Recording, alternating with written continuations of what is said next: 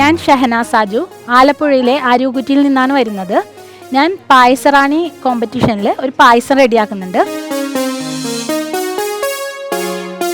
അതിൻ്റെ ingredients sweet potato, carrot grate ചെയ്തത്, contents milk, nuts, പാല്, ഷുഗർ, സൗവരി, നെയ്യ്, നട്ട്സ് ഞാനെല്ലാം കൂടി ഒന്ന് ക്രഷ് ചെയ്തെടുത്തതാണ്.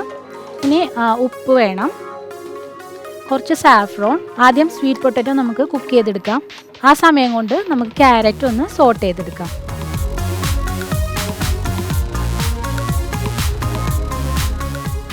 Hello Shahana. Hello. Hi. Hi. എന്താണ് തയ്യാറെടുപ്പ്? പായസം. എന്ത് പായസം? സ്വീറ്റ് പൊട്ടറ്റോയും ക്യാരറ്റും പിന്നെ നട്ട്സൊക്കെ കൂടിയിട്ട് ഒരു പായസം. സാഫ്രോൺ ചേർത്തിട്ടുണ്ട് അതിൽ. എന്താ പേര് കൊടുത്തിരിക്കുന്നത്? Sweet potato, carrot sweet potato nut payasam. കൊള്ളാലോ. പുതിയ പേരാണ്. തിക്കായിട്ടിരിക്കണം. ഇത് തണുപ്പിച്ച് കഴിച്ചാലേ ടേസ്റ്റ് ഉള്ളൂ. ചൂടോടുകൂടി കഴിക്കണമെന്നല്ല, തണുപ്പിച്ച് ഒരു ഐസ്ക്രീം പോലെ കഴിക്കും. ഞാൻ തന്നെ ഉണ്ടാക്കിയ റെസിപ്പിയാണ്.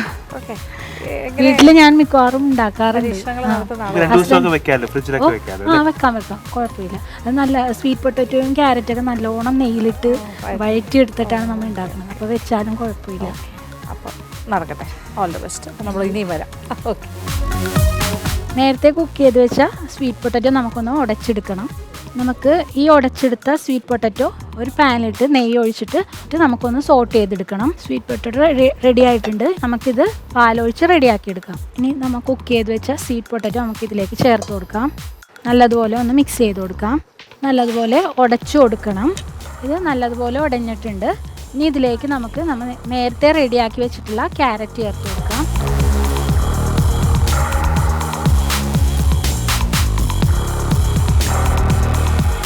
ഇതിലേക്ക് കുറച്ച് കാഷ്യൂ, ബദാം, പിസ്തയും കൂടി ഞാനൊന്ന് ക്രഷ് ചെയ്തെടുത്തതാണ്. അത് കുറച്ച് ചേർത്ത് കൊടുക്കുന്നുണ്ട്. ഇനി ഇതിലേക്ക് മധുരത്തിനായി കണ്ടൻസ് മിൽക്ക് ഒഴിച്ചു കൊടുക്കുന്നുണ്ട്. ഇതിലേക്ക് കുറച്ച് സാഗോയും കൂടി ഞാൻ കുതിർത്തത് ചേർത്ത് കൊടുക്കുന്നുണ്ട്. ഇതിലേക്ക് കുറച്ച് സാഫ്രോൺ, ഒരു പിഞ്ച് സാഫ്രോൺ ഇട്ട് കൊടുക്കുന്നുണ്ട്. കുറച്ച് ഷുഗർ ചേർത്ത് കൊടുക്കുന്നുണ്ട്.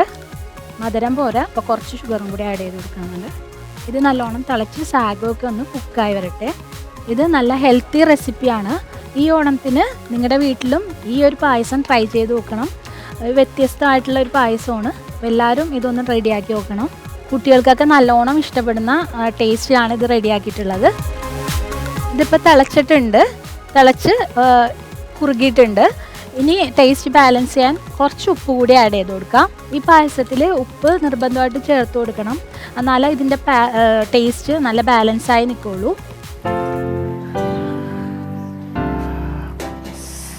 എന്തായി?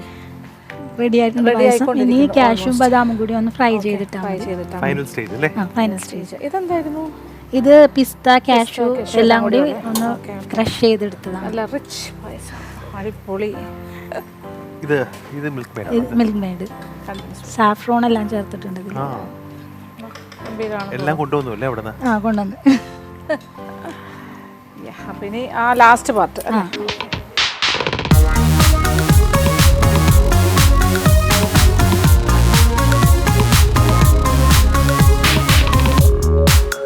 ഇപ്പം നമ്മുടെ പായസം ഇവിടെ കറക്റ്റ് കുറുകി കറക്റ്റായിട്ട് വന്നിട്ടുണ്ട്. ഇനി നമുക്ക് ഫ്ലെയിം ഓഫ് ചെയ്യാം. ഇനി നമുക്ക് കാഷ്യൂ ബദാമും കൂടി ഒന്ന് ഫ്രൈ ചെയ്ത് ഇതിലേക്ക് ചേർക്കണം. പാൻ വെച്ചിട്ടുണ്ട്. ഇതിലേക്ക് നമുക്ക് കുറച്ച് ഗീ ഒഴിച്ചു കൊടുക്കാം. കുറച്ച് കൂടുതൽ കാഷ്യൂ ചേർത്ത് കൊടുക്കുന്നുണ്ട്. റെഡി ആയിട്ടുണ്ട്. നമുക്കിത് പായസത്തിലേക്ക് ചേർക്കാം. ഈ പായസം ചൂടോടുകൂടി കുടിക്കുന്നതിന് നല്ല തണുപ്പിച്ച് കുടിക്കുന്നതാണ്. അതുപോലെ തന്നെ ഇത് നല്ല തിക്കായിട്ട് തന്നെ എടുക്കണം, ലൂസാക്കരുത്. എന്നാലേ ഇതിൻ്റെ കറക്റ്റ് ടേസ്റ്റ് കിട്ടുള്ളൂ.